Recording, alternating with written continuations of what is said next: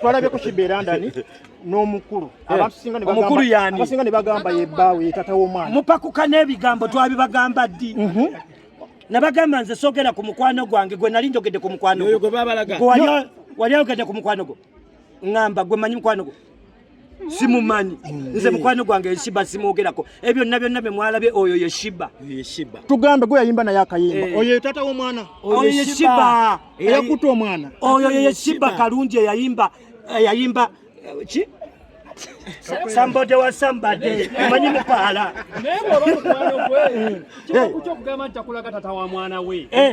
owaye omukolo wagugendako gwange mupakuka n'ebigambo ibula wapala waliko ku mukolo gwange nonkwata ogwa Shiba waguliko kati bannange mweyise bulungi era temugeza kutunda nsi yaffe mulinde mikolo tubalalike tubabuulire tubagambe ye mupakupaki nogwa lipaze tewaliyo netaaga tikiti. Alright, yes, oli ku Glosh TV nga bulijjo nateera njagala kubanga nkubuuzaako muganda wange gwe wenna atugoberera wano ku mukutu gwaffe gwa YouTube nti wasiibye otya ogamba otya kasubire oli bulungi nateera nkujjukiza nti nja kusaba muganda wange genda wansaawo osubscribinge olikinge ateera osharinge still osobola okomentinga okusinzira ku vidiyo eno nga obakoze ki nga woba ojabe nateera nyongera okubanga nkujjukiza gwe wenna eyandyetaaze okubanga olanga naffe aba Glosh TV osobola okubanga otunoonyako kanamba kaffe ak'essimu 0750312083 oba 0750312083 ojja kubanga osobola okubanga otufuna tujja kubanga tukulangira bizinesi yo osobola okubanga naawe ogikuba abantu mu maaso ebintu byonna ebikolebwa omuntu ng'azze ku awadi omuntu azze okuwangula nze ntwala buli awadi kati nze n'okuba nange simanyi kyennonye ngenda yimba nenyinza okuba nnonye artist of the year nyinza okuba nnonye best artist nyinza okuba nnonye naawe gy'oyagala zonna zinona netalishina akamuwa 3 mutabani wange Rising Star. muganda wange abantu abasinga bagamba awadi zo mu Uganda zaggwamu tuliwa tuli Uganda temwogera kintu kyonna nga muzaala wa Uganda tuli Uganda kale weewaawo tukimanye ensi yaffe yagwa naye akatono ke tulina tukasigaze tukakuume tukasigaze tukimanyi kale buli kimu kyagwa tukimanyi omuyimbi bw'alinnya ku stage akacupa kamukubwa tukimanyi omuyimbi bamubuuza n'akapya bye mutambuuza kwendi kwatira mu comment section nze natandika omulimo gwange guno gwenkola steri yantuma sakera ku majanze topic nave waffe ntolo mwe Butambala sina we nawandika mbu ngenda kuyimba nenkola akayimba kange akasooka nga kange akokubiyise ne bangamba mbutongera akalala nakaddako kamwe nze mbasaba ekintu kimu tuli mu Uganda ke tulinawo akatono tukakuume bwe bahayi people kekana ke tulinawo tukalere tukasusuute bwe kaba tekalina bubina akaana ako tukayoyote tukatwale mu fako tukagulira akantu kabigule. By the way, the awards that tukyalina have come here for the last 10 years musonyiwe to branch in this English, not to confuse you naye to show that I can. Omanyi why? I've been on this stage for 10 years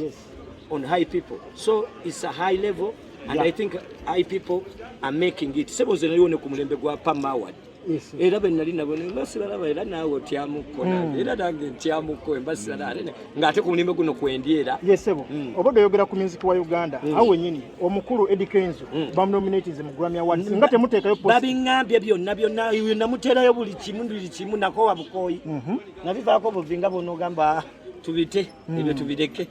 oluyimba lw'olumanyiro lwengambye wali abantu ekibasobedde era kino kanti bagambe oyo musiramu munnange weewaawo ebimu tetukwatagana naye waliwo ensonga etukwataganya twatandika wamu ne tukagobako. I think I'm happy for Kenzo ate naye ali happy olwange naye nze yasookako n'omuwanika mbwalidde BET omanyi bw'obeereyo mu BET munda nga onoobeera mu Serena toba na data wekiŋŋamba n'ekituufu Blood bampita Sennabulya Yusuf genda ku Facebook yange nze yawanika Eddie Kenzo ng'alidde BET abantu ne banvuma mbutagiridde naye wulira musaawa emu baafuna data ne bakitegeera alidde meaning that ffe abamu kwaffe tuli happy naye abantu kino kankimubulye mazima tebategedde Kayimba bayaye bazibu nange omanye ekitufuula abakabi si kwambala bino bijja buzi ekitufuula akabi ebigambo bye tuyimba naye abayaye tebategedde Kayimba naye nakugambye ne wali interacting zaako zalaze nga abantu bamunominatinze nabo bali mohaya ate yenga numbers ziri wansi so like abantu si butakitegera butegezi but it is the reality I think atisingana nayo Kasikalos abantu music tafa oluyimba ndi mwagamba all this gold atekayo Kasikalos all this gold kayita owaye wogamba nti Kayimba tewakategedde ke banominating nze obato muzalawa nomunasalawa salawa golo bwenyo bwetagwa mu katimba koloti yogera amazima tumuteba omupiira gunywe era mukube enduulu mutera mwennyini okweyogeza ne mugamba yakubye hiti ntema salansingo lwaki mugisala muba muyidde owaye kabako zinawadde ziri international lwaki tozibeera kwata kabaka wennyini awali Grammy teekawo kabakolayo we mulonda mwe mwafiirwa dda bintu byabasobako kyemuva mulaba mugamba mbu ensi yagwa temuteekayo bantu ate temugaba namba buzibu butagaba namba birimu enamba tuseyo Kayimba ki gwe kwata enamba jimpi nze nange nkwata akayimba kange nkaweeweete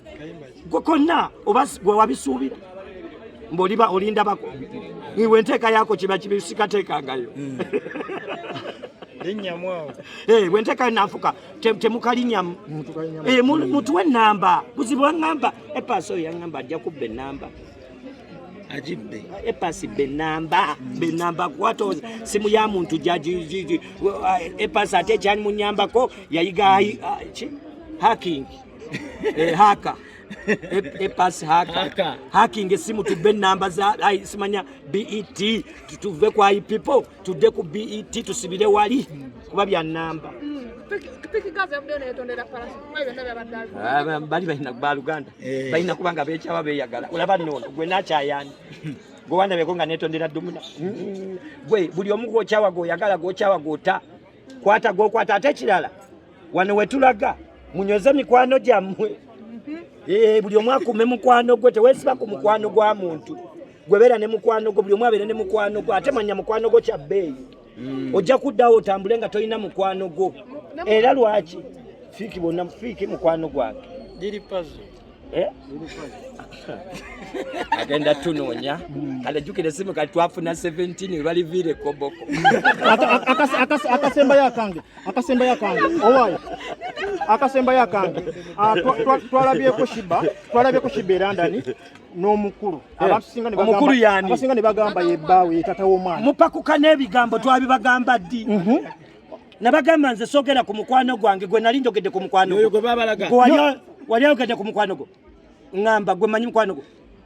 simumanyi nze mukwano gwange eshiba simwogerako ebyo byonna bye mwalabye oyo ye shiba tugambe gwe yayimba naye akayimba oyo tata w'omwana oyo ye shiba eyakuta omwana oyo ye shiba kalungi eyayimba ki Somebody was somebody. Manyi mupaala.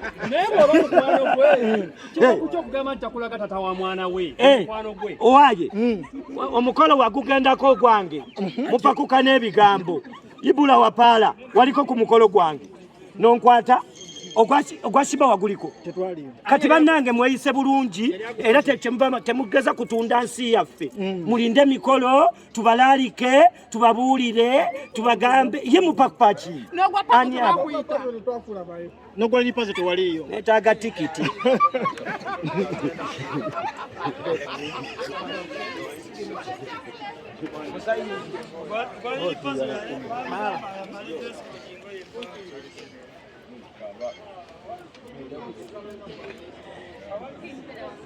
Twenty 26 tugenda kulonda.